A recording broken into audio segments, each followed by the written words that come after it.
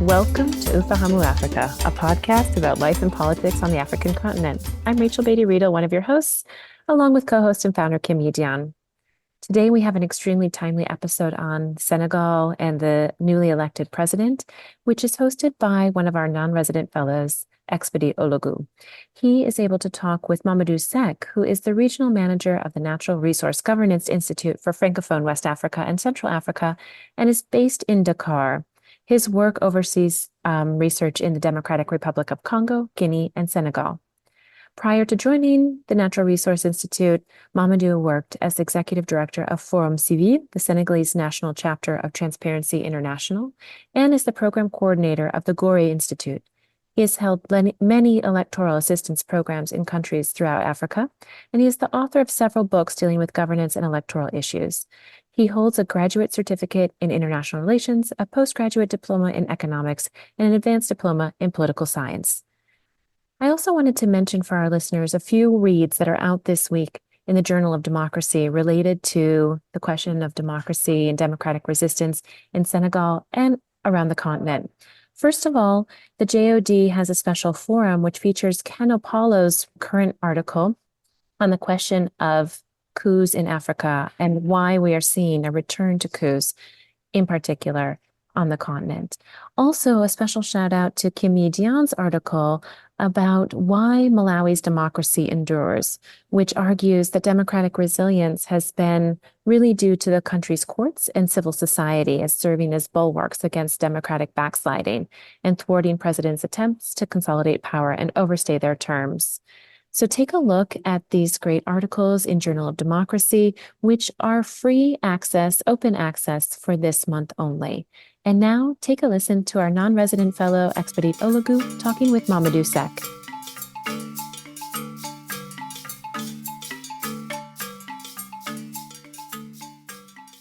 Bonjour, bonsoir.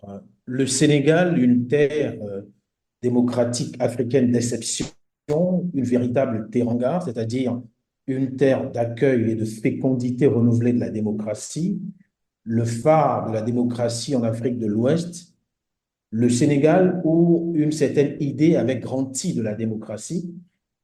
Les superlatifs ne manquent pas pour désigner cette terre de Léopold Sédar Senghor, qui, malgré les péripéties de ces dernières semaines, finit par mettre à la tête du pays un jeune de 44 ans. 10 jours plus tôt, il était encore prisonnier. Bassirou Diomaye Faye, le discret bras droit d'Ousmane Sonko, le leader de l'opposition au président Macky Sall. Au lendemain de l'investiture du 5e président du Sénégal, pour parler des bonnes nouvelles de ce pays de la Teranga, j'ai le bonheur de recevoir dans ce podcast Mamadou Seck.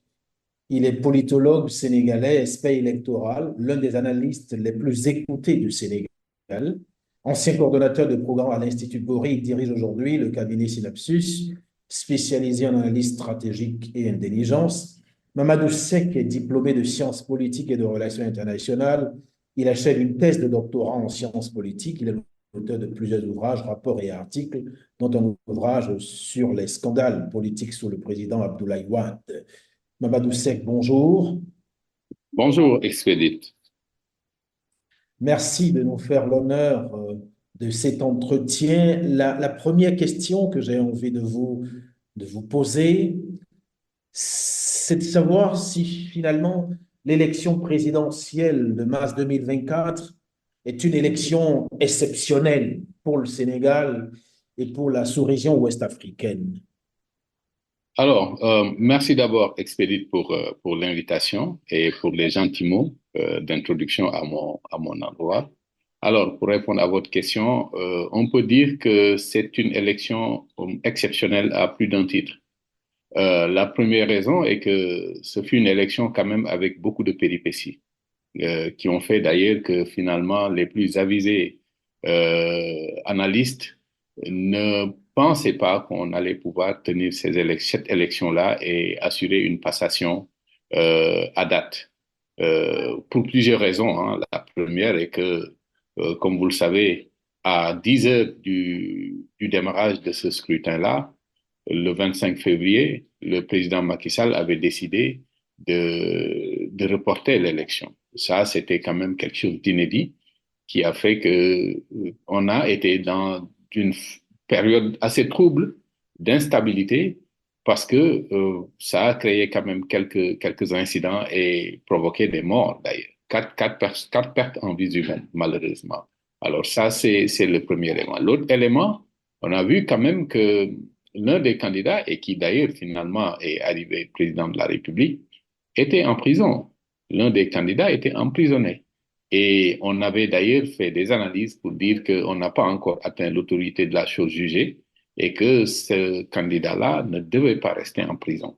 Je pense qu'il y a une main de la Providence qui a fait que finalement, il est arrivé vainqueur de cette élection-là. Donc, ça, c'est un élément qui fait que quand même la nature exceptionnelle de cette élection, c'est lié à ça aussi, cette péripétie-là, cette phase d'incertitude dans laquelle nous avons été plongés pendant un moment avec, bien évidemment, ces conflits entre le Conseil constitutionnel et l'exécutif.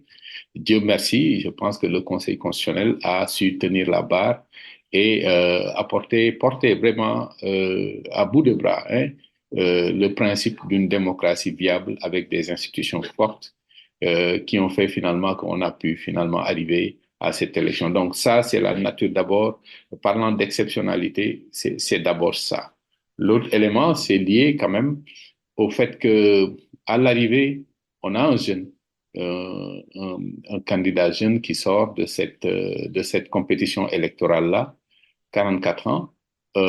C'est quand même inédit pour le Sénégal, même si, bien évidemment, il faut quelque part euh, nuancer, parce que ça ne surprend pas trop si on voit un peu la forte proportion de jeunes et comment est-ce que depuis 2022, lors des élections législatives, ensuite des élections locales, comment la coalition portée par le parti PASTEF montait quand même en puissance et ça se voyait qu'il y avait quelque chose qui se tramait, mais on ne pouvait pas jurer de quelque chose. C'est finalement l'élection qui nous a permis d'être très édifiés sur le fait que ce qui se tramait euh, était réel et que donc à l'arrivée, on a ce président-là.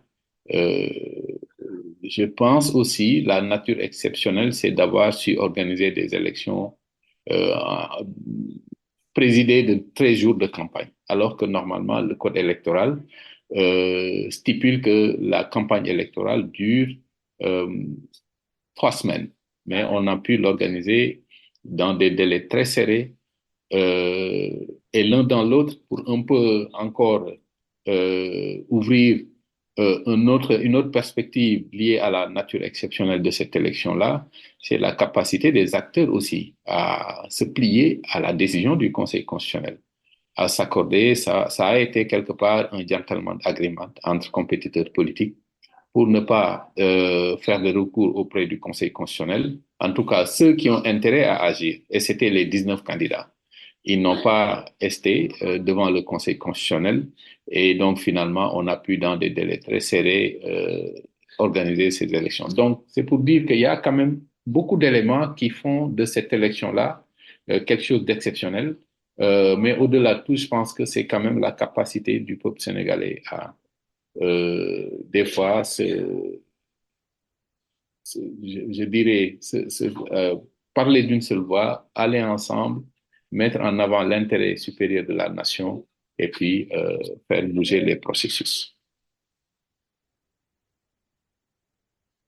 Mais vous évoquez Mamadou Seck tout à l'heure, le fait qu'il n'était pas surprenant que Bassirou Diomaye Faye, jeune, soit élu président de la République, parce que pour vous, depuis quelques temps, en tout cas depuis 2022, avec les dernières législatives, on a vu la montée en puissance des jeunes. Est-ce que vous voulez dire que le pouvoir est depuis un moment au Sénégal à la jeunesse, alors que dans certains pays en Afrique de l'Ouest, on dit qu'on instrumentalise les jeunes et parfois les femmes en vue de la conquête et de l'exercice du pouvoir. Est-ce que vous voulez dire qu'au Sénégal, désormais, c'est tout autre chose qui se passe?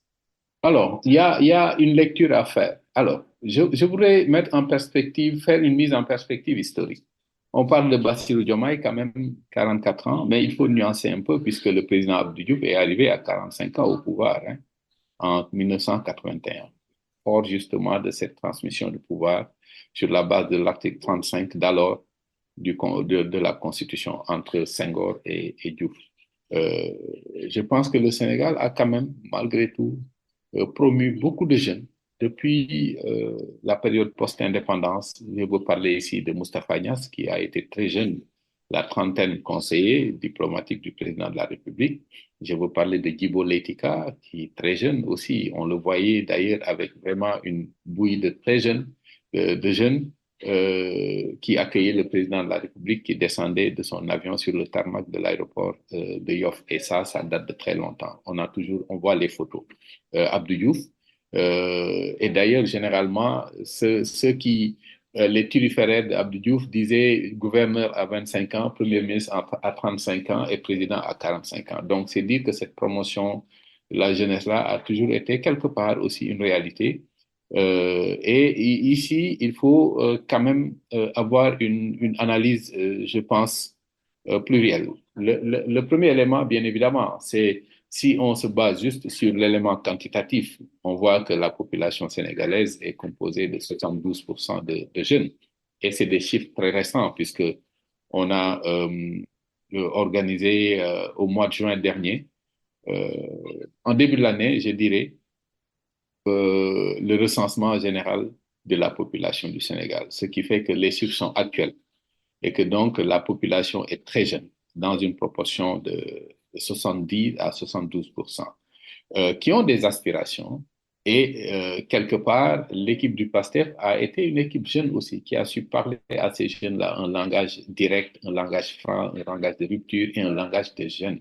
Ce qui a fait que les jeunes se sont retrouvés dans ce discours-là. L'autre analyse, qui me semble beaucoup plus insidieuse, plus sophistiquée, c'est que généralement aussi, on avait un vote citadin, je dirais contestataire, ce qui fait que généralement Dakar n'a jamais été une chasse gardée des tenants du pouvoir. Et on avait aussi un vote rural qui était réactionnaire. Euh, mais si vous lisez un peu l'environnement actuel du Sénégal, les réalités sociologiques, on a vu que l'État a implanté beaucoup de centres universitaires à l'intérieur du pays, avec vraiment des jeunes qui finalement sont restés dans leur lieu d'origine. On les a fixés, ou alors il y a un brassage des jeunes, de la population jeune. Un jeune de Tamba est envoyé à Diourbel pour ses études, etc. Ce qui fait que finalement, le vote contestataire, qui était uniquement citadin, est devenu rural, parce que c'est l'espace universitaire, c'est le bouillonnement intellectuel, c'est la confrontation des idées, et c'est les résistances, souvent très jeunes, portées par des jeunes. Ce qui a fait que finalement, on a un renversement des réalités de la sociologie du vote, de la sociologie du vote au Sénégal, et que donc le vote rural qui était jusque-là réactionnaire est devenu également contestataire et porté par une classe d'acteurs jeunes. Ce qui fait que vraiment on sentait qu'il se tramait quelque chose. Et je pense que si vous lisez les résultats sur tout le territoire, on a senti quand même que le vote contestataire a opéré à plusieurs niveaux. Et c'est ça, quelque part, qui peut expliquer aussi, au-delà du fait que c'est une population jeune qui, euh, qui avait quelques atomes crochus avec PASTEF, etc., le discours qui pouvait les atteindre, qui pouvait les toucher, ils se retrouvaient dans ce discours. Au-delà de ça, on a quand même un renversement de réalité lié à la sociologie du vote qui peut expliquer aussi ce changement-là et qui a surpris, puisque beaucoup tablaient sur un second tour, bien évidemment, et même si le PASTEF allait tirer son épingle du jeu, au moins on allait aller au second tour. Mais dès le premier tour, 54%, une victoire nette et sans bavure, c'est dire que quand même c'est quelque chose également je dirais qu'il peut fausser beaucoup d'analyses, mais qui reste quelque chose d'intelligible si on lit un peu certains déterminants.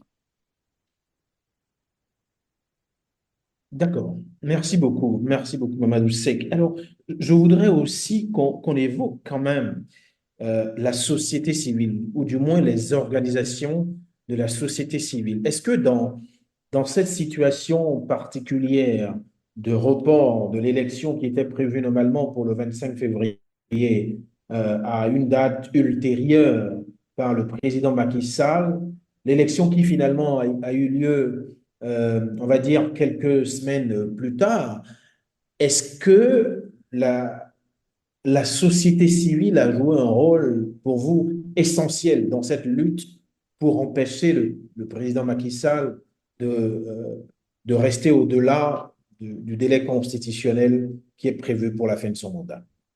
Ah, oui, alors, il faut savoir que la société civile, quand même, historiquement, a eu à jouer un rôle essentiel dans le processus politique sénégalais. Depuis, je dirais même, avant la période de l'indépendance. Mais c'était une société civile souvent festive, portée par l'autorité coloniale, l'administration coloniale.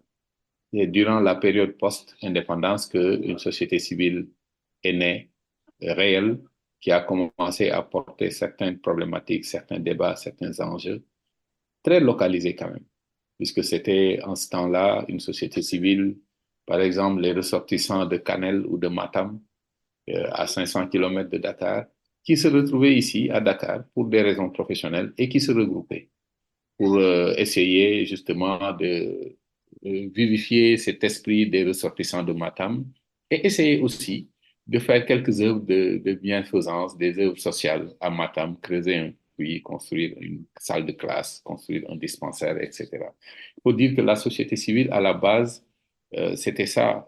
On sentait les prémices d'une société civile qui se mettait en place euh, sans la lettre, mais c'était quand même une société civile. C'est à partir des années, je dirais, 80, 90, avec le projet de démocratisation, qu'on a vu quand même les contours se préciser, les contours d'une société civile se préciser et porter certains débats d'enjeu national, puisque jusque-là, c'était assez localisé, etc. C'était la société civile de première génération. Celle de deuxième génération, elle est née à partir, je dirais, du programme d'ajustement structurel, où beaucoup de pays, une bonne frange de la population était frappée par les contre-coups de ce programme d'ajustement structurel qui a paupérisé la population quand même. Et donc, c'est de là qu'est né des initiatives, des stratégies, des approches portées par des acteurs pour apporter quelques réponses. Mais la dimension était plus politique, était économique, pardon. La dimension était économique, c'était les groupements d'intérêt économique, c'était les organisations de femmes, les GIE qui travaillaient à la transformation de certains produits. C'était des initiatives aussi individuelles pour un peu apporter un support aux chefs de famille qui se voyaient déflatés par les contre-coups des programmes d'ajustement structurel. Mais la vraie société civile, mais vraiment, je dirais, à dimension politique et nationale, est née à partir des années 90, où on a vu quand même une réelle ouverture à la démocratie. Et c'est de là qu'est née la RADDHO, la Compte africaine des droits de l'homme. Plus tard, le Forum civil naîtra. On a le CONGAD, la Confédération des ONG d'appui au développement, etc. Le COSEF, le Conseil sénégalais des femmes, etc. Et au fur et à mesure, on a vu quand même un foisonnement d'organisations de société civile. Et à partir de 98-2000, là, ils se sont spécialisés spécifiquement. On a vu une brèche s'ouvrir dans le positionnement sur la problématique essentiellement électorale et sur le suivi, je dirais, la pression à exercer afin que le processus politique sénégalais puisse suivre son cours selon le cadre juridique qui est défini.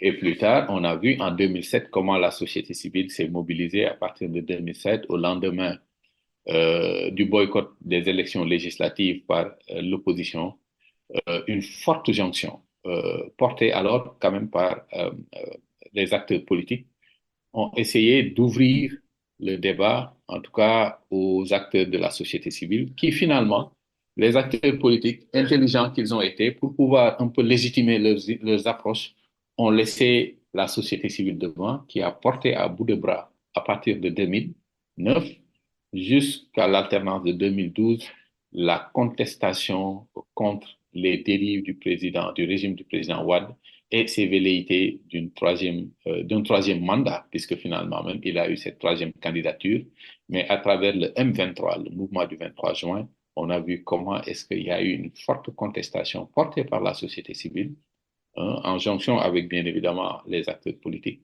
pour faire face au président Abdoulaye et ses velléités de néopatrimonialisation euh, et de, je dirais, de monarchisation du pouvoir.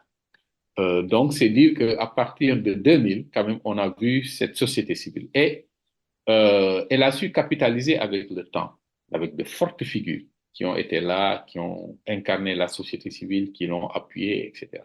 Et en 2012, on a vu quand même quelque chose d'assez curieux s'opérer, c'est que la société civile a perdu ses figures. Je pense que le président Macky Sall a réussi cette prouesse-là de dégarnir la société civile de certaines de ces fortes figures qui ont rejoint le président Macky Sall pendant quelques périodes de sa gouvernance. Et ça, quand même, la société civile en a pâti. Il a fallu qu'elle se revigore, qu'elle se régénère, que de nouveaux acteurs émergent euh, avec des défis. Hein. Ça n'a pas été facile de voir l'émergence de nouveaux acteurs, mais il y a eu également certains qui, je dirais, ont tenu la barre. Ils ont vraiment sauvegardé la maison société civile. Je veux parler du professeur Babacar Gueye, par exemple, qui n'avait pas bougé de ses positions à l'ultime, malgré tout ce qu'on lui prête comme je dirais, pour certains, à tort ou à raison, hein, des positionnements, etc. Je pense que quand même, il faut lui rendre cet hommage-là que d'avoir su également tenir la barre pour aider à ce que les choses puissent être à l'endroit. Et au fur et à mesure, on a vu comment, à partir de 2021, avec tous les troubles qu'il y a eu au Sénégal, etc., une société civile aussi. Je pense que généralement, cette société civile naît en réaction à un phénomène en face. C'est ça qui a fait que Arsenal Élections est né, il y a d'autres plateformes qui sont nées, etc., et qui ont su quand même apporter la bonne réplique.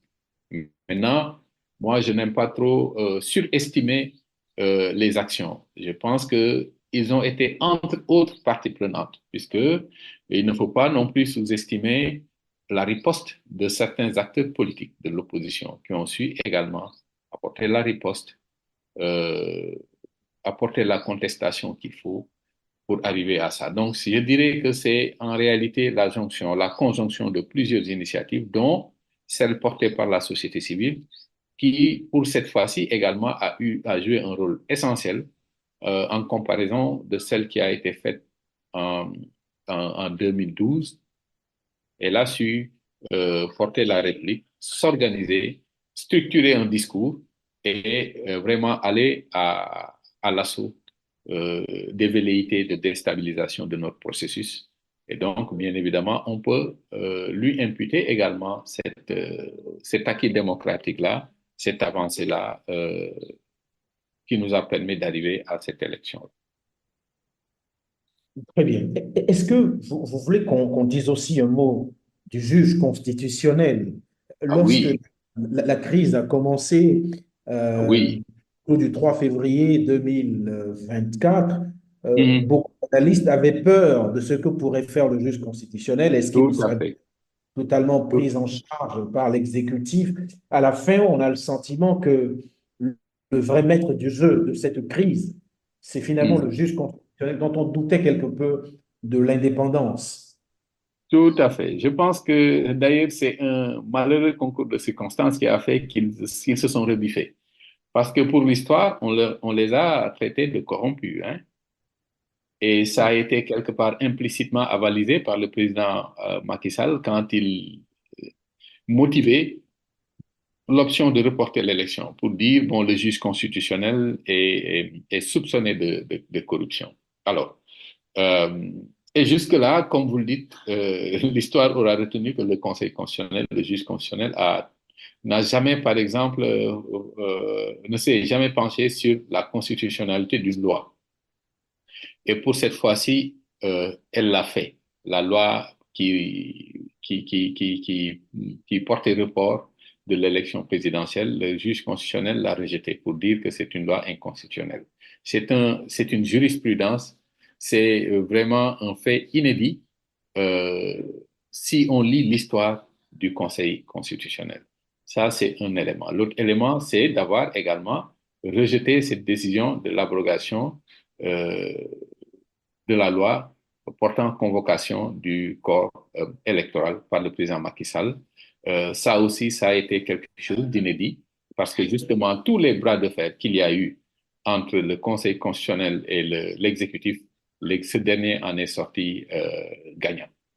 Cette fois-ci, on a vu le juge constitutionnel prendre ses responsabilités, les assumer et porter vraiment l'estocade à l'exécutif. Et ça, c'était quand même quelque chose d'inédit qui nous a tous surpris parce que nous étions tous quasi sûrs que voilà, le Conseil constitutionnel allait abonder dans le même sens que l'exécutif. L'autre élément qui peut expliquer ça, il y a deux facteurs qui peuvent expliquer ça. Le premier, c'est que, je le disais, finalement, ben, le président, il part.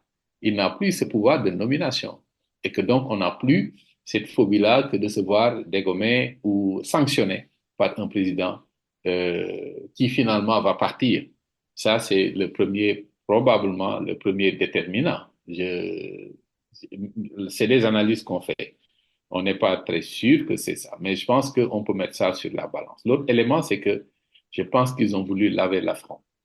Laver l'affront parce que quand même, on a soupçonné euh, de fait de corruption deux membres du Conseil constitutionnel sur sept. C'est dire que donc, si on part de ce principe que au Conseil constitutionnel, il n'y a pas de prépondérance de voix, on sous-entend que c'est tous qui ont été corrompus. S'il y a deux qui ont été corrompus, soupçonnés par le Parti démocratique sénégalais, et disent qu'ils ont été corrompus par le Premier ministre candidat, l'ancien Premier ministre candidat, Amadou Ba. Alors, c'est dire que donc ces deux-là ont influencé les cinq autres pour qu'ils aillent dans le sens de voter contre la candidature de Karim Wade. C'est dire que finalement, on les a tous soupçonnés de corruption. Et je me dis, mais par quelle mécanique est-ce que deux corrompus peuvent influer sur le vote de cinq autres? C'est dire que donc implicitement, ils ont presque taxé ils les ont tous taxés de corruption. Et il me semble aussi qu'ils ont voulu laver cet affront-là en rejetant toute opportunité d'ouvrir encore le processus électoral et de permettre potentiellement au candidat Karim Wade de revenir, le candidat malheureux. Donc voilà un peu ce qui s'est passé. C'est dire que de la jurisprudence également s'est constituée ici. Et le Conseil constitutionnel a redoré son blason et je pense que le Conseil nous a tiré d'affaire parce qu'on allait vers, je dirais, une crise qui aurait été inextricable. Et le Conseil constitutionnel, fort de cette décision-là qu'il a pris, euh, je pense, nous a permis d'aller vers la tenue du scrutin le 24 mars 2024. Et c'est heureux pour tout le monde. Voilà un peu ce que je voulais dire par rapport au Conseil constitutionnel, quand même. Et on a entendu le président du Conseil constitutionnel quand lors de la prestation de serment du président Diomaye Faye, il a quand même cherché à un peu répliquer. Parce que des fois, ils sont aussi dans des postures qui ne leur permettent pas d'entrer dans des polémiques, mais la solennité du moment a permis quand même d'apporter quelques réponses et de s'expliquer, mais également de dire sa désapprobation de ce qu'ils ont vécu comme quand même soupçon durant ce processus-là. Alors, est-ce qu'on peut maintenant, si vous le voulez bien, vu que vous êtes, cher Mamadou Seck, expert électoral, vous avez beaucoup voyagé en Afrique pour suivre les processus électoraux dans beaucoup de pays africains, est-ce qu'on peut de façon comparée, regarder ce qu'on pourrait appeler non pas les meilleures pratiques, mais les bonnes pratiques à retenir du processus Hmm. électoral au Sénégal en 2024, à l'occasion de cette élection présidentielle, il faut le dire, complexe. Quelles sont les Hmm. bonnes pratiques qu'on pourrait retenir sur tous les plans en quelques minutes? Alors, bon, bonne pratique sans trop verser dans le nombrilisme, hein. Je pense que en chaque modèle se loge de bonnes pratiques et de moins bonnes. Ce que je peux dire pour le Sénégal, c'est d'abord le fait que, quand même, ce modèle électoral nous a valu trois alternances, hein. Ce modèle électoral nous a valu en 2009, par exemple, le contrôle par l'opposition des grandes villes du Sénégal, en 2009 déjà. En 2000, on a eu l'alternance. En 2009, Khalifa Sall arrive opposant à la tête de la mairie de Dakar.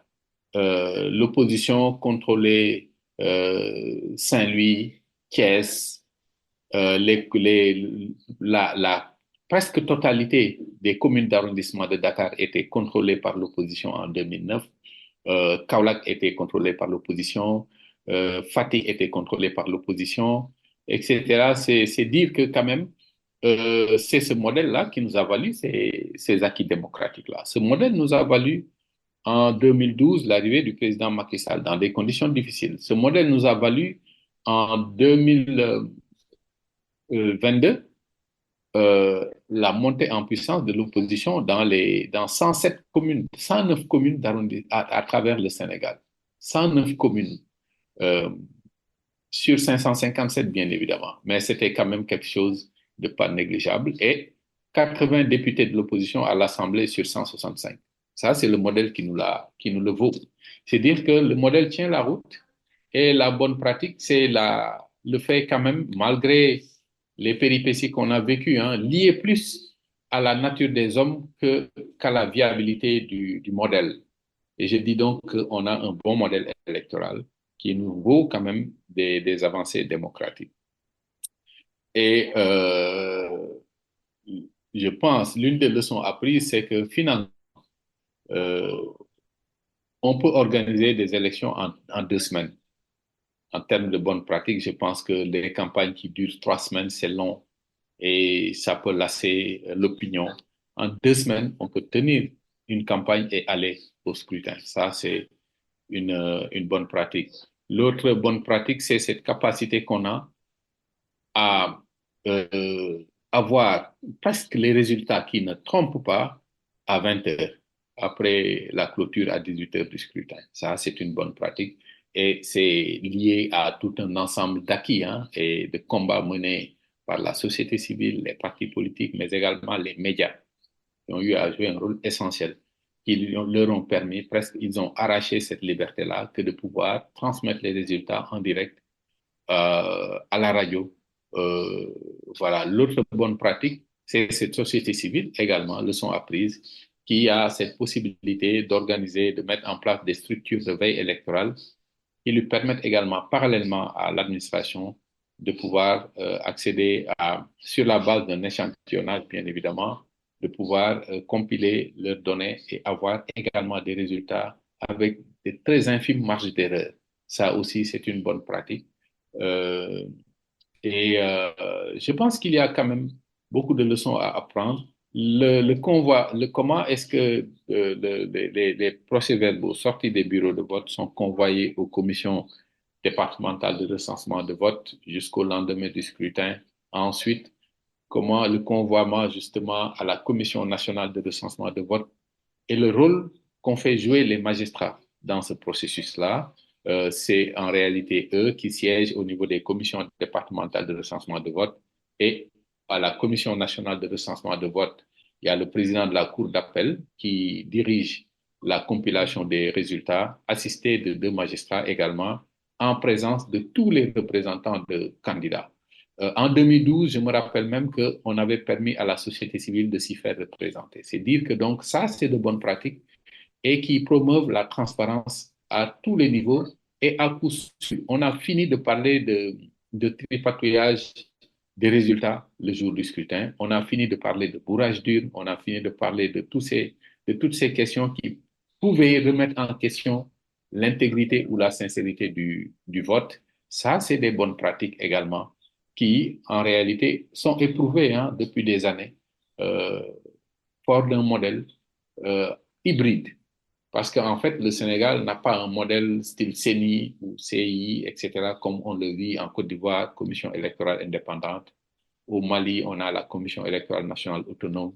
En, en Côte d'Ivoire, en République de Guinée, on a la Commission électorale nationale indépendante également. Au Togo, CENI. En, au, en Guinée-Bissau, on a la CNE, Commission nationale électorale.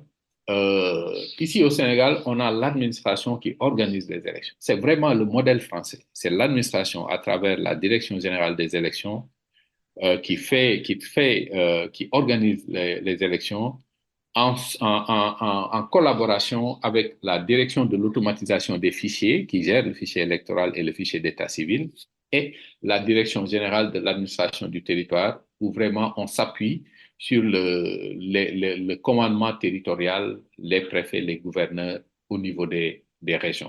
Voici comment est-ce que l'administration s'organise en interne. Donc, DGE, Direction de l'automatisation des fichiers et Direction générale de l'administration du territoire. Sous le leadership de la Direction générale des élections, alors ils travaillent en trinôme et la Direction générale des élections a sous sa direction deux autres directions, la direction de la formation et de la communication et la direction des opérations électorales, qui ensemble organisent le processus. Et à côté, on a la Commission électorale nationale autonome qui supervise la régularité des actes posés par l'administration électorale. Et cette année également, fait majeur, inédit, jurisprudence, la Sénat a fait injonction à l'administration pour se plier à une décision de justice qui était d'intégrer Ousmane Sonko dans les listes électorales. Ce que la DGE a refusé. Mais c'est dire que quelque chose s'est créé également ici et qu'à coup sûr, pour les prochains processus, on pourrait s'appuyer là-dessus pour encore insister afin que l'administration électorale, notamment la DGE, se plie à certaines décisions. Et ça, je pense que c'est fort de cette crise qu'on a connue qui nous le vaut aussi, cette jurisprudence, cette nouvelle donne qui fait que la Sénat, pour une fois, a exercé cette mission d'injonction à l'administration qui était en train d'enfreindre la loi. Voilà un peu en termes de modèle, de bonnes pratiques. Maintenant, je dis que c'est un modèle quand même qui tient la route et qui nous a valu des avancées. Je pense que ce n'est pas tant le modèle que les hommes qui incarnent ce modèle qui posent problème. Je pense que dans le choix des hommes, c'est plutôt s'assurer qu'on a des hommes intègres qui ne sont sous la coupole d'aucun acteur politique, qui exercent la plénitude de leurs moyens et qui ont aussi de l'expertise, parce que ça aussi c'est essentiel. Je pense que il est toujours bon de confier le processus électoral à des acteurs qui sont rompus à la tâche et qui ont l'expertise qui permet de pouvoir mettre en œuvre les processus sans trop de difficultés et en toute indépendance, en toute intégrité, en toute impartialité. Très bien. Est-ce que on peut maintenant, cher Mamadou Seck, politologue sénégalais, expert électoral, est-ce on peut regarder les défis auxquels maintenant le régime de Diomaye Faye va devoir faire face? Le binôme de jeunes, Diomaye Faye et Ousmane Sonko qui a été nommé déjà Premier ministre. Selon vous, quels sont les défis majeurs et peut-être en même Alors, temps les réformes qu'il faut envisager à l'issue quand même de ce qu'on peut appeler une épreuve démocratique? Parce que le long mois du 3 février au 24 mars 2024, c'était un long mois d'épreuve démocratique. Alors, quels sont les défis et les réformes qu'il faut envisager à l'issue de cette épreuve pour Diomaye Faye alors et la société sénégalaise en entier? les défis sont nombreux. Euh, je vous disais tout à l'heure que c'est une population composée à 72% de jeunes, pour la plupart sans emploi. ou sans qualification. Ça, c'est un défi essentiel qu'il faudra relever et j'ai bien peur que ça va être d'ailleurs le gros défi parce qu'il y a de très fortes attentes de la part de ces jeunes-là qui, quand même, se réclament quelque part artisans de cette victoire-là, euh, cette jeunesse désœuvrée. Donc, il est essentiel que les nouveaux tenants du pouvoir euh, se penchent sur cette question qui reste une bombe et qui nous a causé beaucoup de morts, hein, puisque cette question de l'émigration clandestine, etc., ils ont pris la mer pour aller vers les côtes d'Espagne, etc., c'est parce que quand même c'est une jeune qui n'a pas de perspective dans ce pays-là. Donc ça va être le gros défi. L'autre défi, je pense, c'est quand même de corriger tout ce qui peut l'être en termes de bonne gouvernance, puisqu'il y a tout un débat autour des questions de corruption, de blanchiment d'argent, de flux financiers illicites, hein, de fuite de capitaux, etc. Dans un contexte, bien évidemment, de découverte de pétrole et de gaz, des contrats pétroliers négociés, etc. Et eux, ils ont toujours porté quand même le discours de dire qu'on fera un audit de tous ces contrats pétroliers-là pour voir si ça a été régulier, est-ce que le Sénégal en tire son épingle du jeu, en sort vraiment à son avantage, etc. Je pense qu'ils vont aussi essayer probablement de relever ces défis-là, même si ça va être une paire de manches pour eux. Et surtout que dans un contexte actuel de mondialisation, il faut rassurer les investisseurs et pas donner l'impression de venir casser certains acquis déjà bien établis. Donc ça aussi, ça va être probablement quelque chose à revoir. L'autre défi, c'est le coût de la vie, très élevé. Je pense que certains ont prétexté le conflit ukrainien, mais je pense qu'il faudra qu'ils cherchent à trouver les moyens de rabaisser le coût de la vie très élevé au Sénégal. Les étrangers se plaignent quand ils viennent. Un Ivoirien qui vient au Sénégal trouve la vie très chère et à juste raison. Le coût du loyer est cher, les denrées de première nécessité, tout est cher au Sénégal. Et ce qui m'amène à la troisième, peut-être au quatrième défi, c'est le défi de l'endogénéisation de notre économie. Et puisque notre économie est trop extravertie, on importe tout, ce qui fait d'ailleurs que voilà, quand vous exportez, les choses qui viennent de l'extérieur vous coûter cher du fait de tous les coûts qui se greffent au coût d'achat initial à la base, ce qui fait que les prix des denrées de première nécessité coûtent cher. Alors, la réponse sera sûrement de développer une économie endogène, introvertie, qui fera probablement qu'on va développer l'agriculture, par exemple, au niveau national, inciter les jeunes à aller se tourner vers ce secteur-là et en faire des modèles et des champions pour justement, ça nous permettra d'abord d'absorber une bonne partie de population de jeunes, des œuvrés, mais ça permettra également de régler la question de l'autosuffisance alimentaire, parce qu'on importe du riz jusqu'à présent, on importe beaucoup de produits. Et on a quand même des terres arables à perte de vue au Sénégal. Il suffira de développer le bon modèle, irriguer les terres, appuyer les jeunes, financer certaines initiatives, développer des modèles de réussite à ériger pour les jeunes et les inciter à retourner au champ. Je pense que ça aussi, ça peut être quelque chose d'intéressant et c'est un défi. C'est un défi à relever. Entre autres, hein, je pense qu'il y a beaucoup de défis, mais s'ils parviennent à gérer les questions de gouvernance, à prendre en charge la question des jeunes et à gérer le coût de la vie très élevé, alors là, on sera déjà euh, sur une bonne dynamique parce que finalement, quand vous arrivez et que tout est à faire, bon, ben, il faut bien que vous ayez des entry points, comme on dit en anglais, des points d'entrée. Et je pense que ça peut être des points d'entrée pertinents pour eux. Alors, on va ne pas terminer cet entretien, Mamadou Seck, avec une perspective régionale. Quand vous regardez ce qui se passe en Afrique de l'Ouest, en particulier ces jours-ci, par exemple, au Togo, qu'est-ce que vous pouvez dire en termes d'analyse comparée des processus processus électoraux en Afrique de l'Ouest? Alors, les processus électoraux en Afrique de l'Ouest connaissent euh, plein de péripéties. Pour le Togo, que je connais très, très, très bien, pour avoir été chef d'un projet de l'Union européenne au Togo d'assistance électorale, je sais que le Togo reste quand même une particularité, pour ne pas dire une curiosité dans la sous-région, pour avoir développé de réelles capacités de résistance à l'ouverture démocratique. Et ça se poursuit jusqu'à présent. Mais je pense que ça s'est construit dans le temps. Et ce n'est pas demain la veille que ça va s'effondrer, même si on sent l'essoufflement. Le fait aujourd'hui qu'un président décide définitivement de ne plus être élu au suffrage universel direct, c'est dire qu'il y a un essoufflement et une difficulté à se réinventer.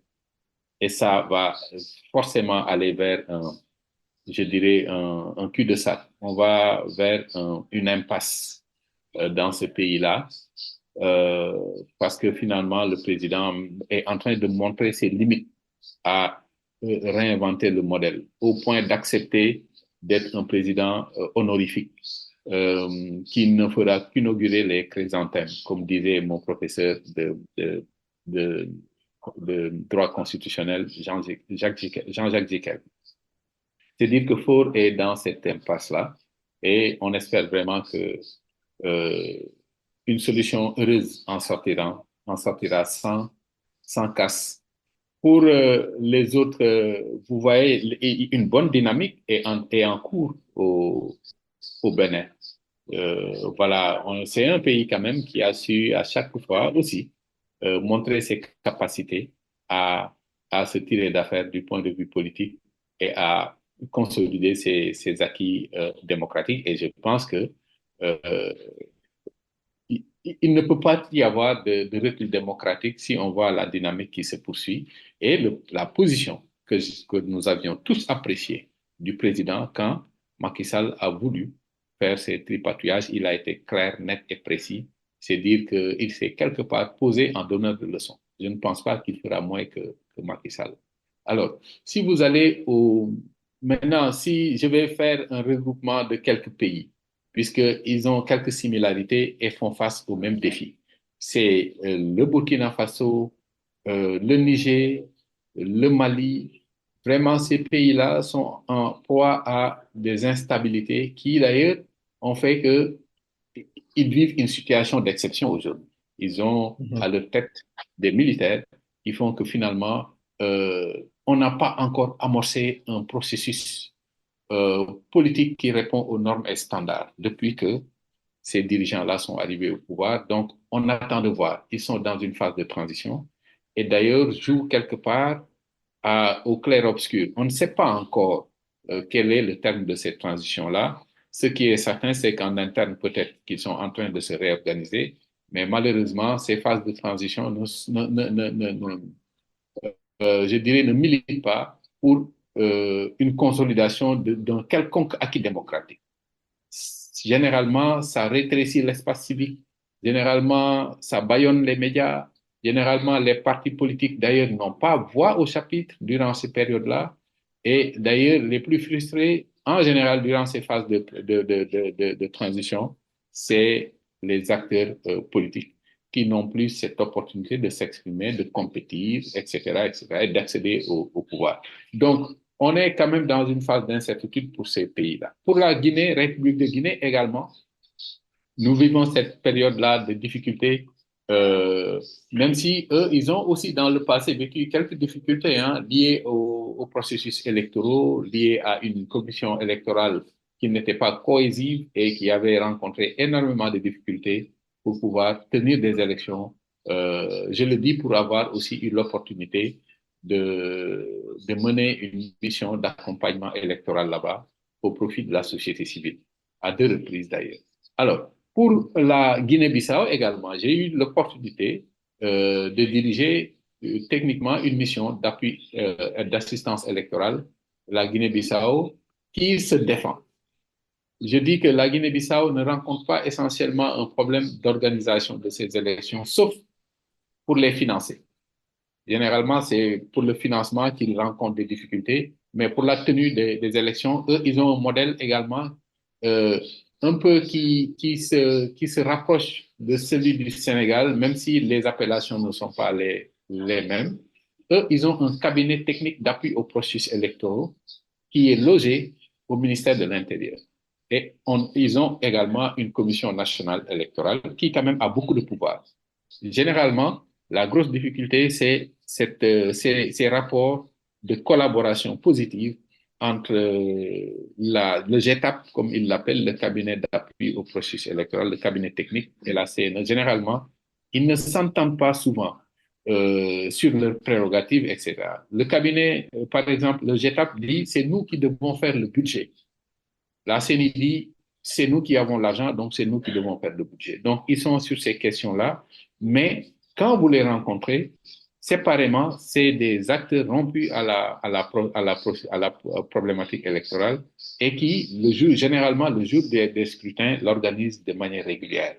Euh, En réalité, le vrai problème de la République de la Guinée-Bissau, ce n'est pas des questions électorales, c'est le modèle institutionnel, c'est le modèle de gouvernance démocratique qui pose problème parce que hérité du Portugal, qui a un système parlementaire, et ce système parlementaire-là, à chaque fois qu'on amorce un processus de démocratisation en Guinée-Bissau, se sclérose parce que justement, euh, on a le PAIGC, parti historique, qui se réclame de l'indépendance, qui se réclame d'une certaine légitimité, qui joue toujours un rôle essentiel et central dans la gouvernance du pays et qui a ses capacités également de bloquer justement le fonctionnement du Parlement, qui doit élire le Premier ministre, puisque c'est un modèle parlementaire. Et généralement, le Premier ministre issu d'une majorité, en général, c'est un fait curieux aussi, ce Premier ministre n'est jamais euh, en concordance avec le président, le chef de l'exécutif, qui souvent aussi est d'un autre bord, et que donc des conflits naissent et des blocages. L'une des recommandations que j'avais faites lors d'une mission que j'ai eu à mener là-bas, euh, un programme que j'avais initié avec l'appui de l'ambassade du Canada sous la houlette de l'Institut Gorée, c'était un programme de dialogue national. Et l'une des recommandations était d'aller vers un régime parlementaire, carrément, puisque le régime hérité, le modèle hérité du Portugal, ne s'y est pas et a été à la base de plusieurs blocages politico-institutionnels. Cette année, on voit que le processus suit son cours. Mbalo tient la barre, essaie de redorer le blason et accepte le jeu justement de la démocratie puisque le Premier ministre n'est pas de son parti. Et on ne vit pas de blocage. On espère que ça va se poursuivre et qu'au bout de 2 mandats, ben, le président pourra quitter sans trop de casse. Donc Maintenant, finalement, la situation est mi-raisin en Afrique de l'Ouest. Elle n'est pas si alarmante, absolument, non. ça On a peut une dire. situation quand même assez mitigée, hein. Le Ghana essaie de se débrouiller. Bon, le Nigeria reste quand même un État fédéral avec beaucoup de défis qui dépassent même les questions tout simplement électorales. La Gambie qui se défend tant bien que mal, avec un président qui a quand même eu énormément de difficultés à normaliser le pays après 24 ans de dictature. C'est dire que quand même le tableau il n'est pas homogène. Voilà, il est assez bigarré, plusieurs couleurs. Et si on part du vert comme quelque chose de positif au rouge, je pense que le rouge est plus prononcé que le vert. C'est ça. Alors, on va finir maintenant sur une note peut-être un peu plus humaine ou plus relaxante.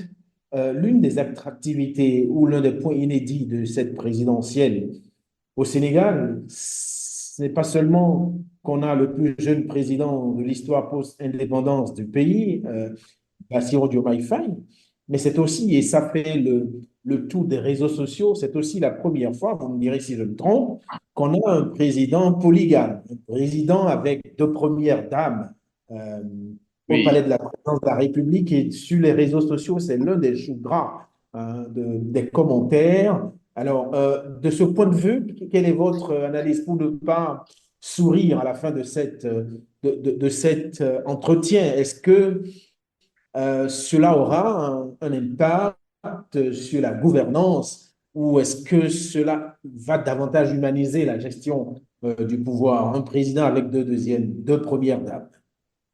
Alors, c'est vrai que c'est un fait inédit, mais Bassirou Diomaye Faye reste le Sénégalais type. Généralement, bon, c'est pas pour dire que tout le monde est polygame, puisqu'il y a quand même une bonne frange de la population qui est catholique. Mais c'est dire que ça reste une réalité qui n'a pas choqué outre mesure, puisque, voilà, c'est aussi les réalités du pays. Maintenant, ce qui peut régler l'affaire, c'est que au Sénégal, une première dame n'a pas de statut. C'est pas comme le FLOTUS, le First Lady of the United States, qui a un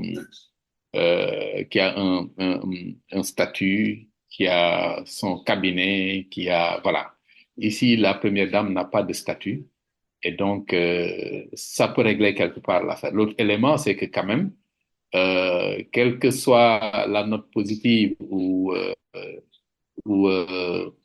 optimiste, il faudra toujours chercher, il faudra faire l'effort de bien maîtriser toutes tout cela, tout ceci, il faudra le maîtriser parce que il suffit d'un rien pour que ça parte en vrille, que l'opinion s'accapare de certaines questions euh, intimes, internes à son ménage, qu'il faudra respecter parce que c'est le choix d'un homme et il a été très transparent lors de la campagne puisqu'il avait bien évidemment affirmé euh, sa polygamie. Donc, c'est dire que les Sénégalais ont choisi en connaissance de cause et que, voilà, maintenant, ça va être des arrangements internes. Il faudra lui laisser cette liberté-là.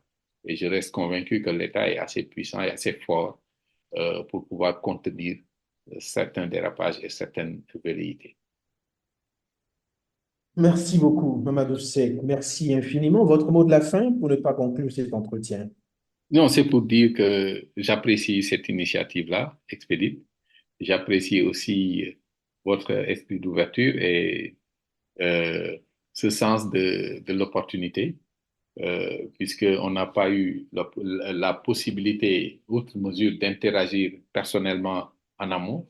Mais je pense que c'est fort de quelques rencontres, réunions, etc., que peut-être vous avez vu un intérêt à interagir avec moi, ce que j'apprécie. Et j'espère également que nous avons pu apporter quelques contributions qui pourront éclairer un peu la lanterne de votre auditoire sur certaines questions de gouvernance, de paix, de sécurité, de démocratie en Afrique, qui reste une région quand même en proie à beaucoup de difficultés, dont la première, pour moi, reste la pauvreté.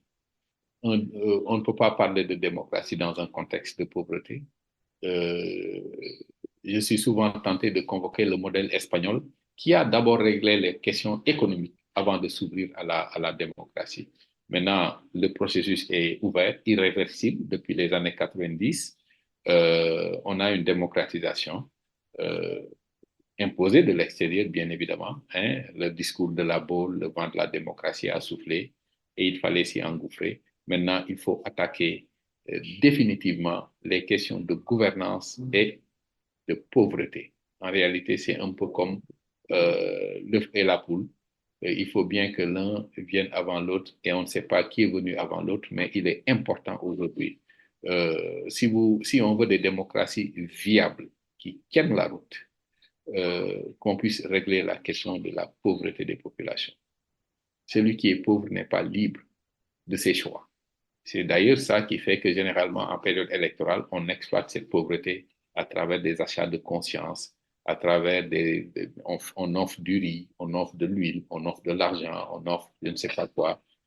C'est parce qu'on exploite cette pauvreté-là. Et une fois arrivé au pouvoir, on ne cherche pas justement à régler ces questions. C'est quelque part même pour dire que cette pauvreté arrange certains acteurs parce que ça leur permet d'alimenter justement ou de nourrir cette maîtrise, cette mainmise qu'ils cherchent à toujours avoir sur les populations. Merci infiniment, Mamadou Seck. Ce fut un immense honneur mais aussi Je un vous en bonheur prie. d'avoir eu, en raison de la brillance de vos réflexions, mais aussi et surtout de votre ouverture d'esprit et de la maîtrise de la situation sociopolitique et électorale de la sous-région ouest-africaine. Merci infiniment d'être venu nous éclairer sur cet épisode démocratique majeur de la trajectoire du Sénégal et surtout de nous avoir permis d'avoir à la fois une perspective historique, mais aussi régionale. Bien. Expédié Ologu, je vous souhaite de passer de bons moments à nous Mhm. suivre sur Oufahamou Africa. À très bientôt. Merci, à bientôt.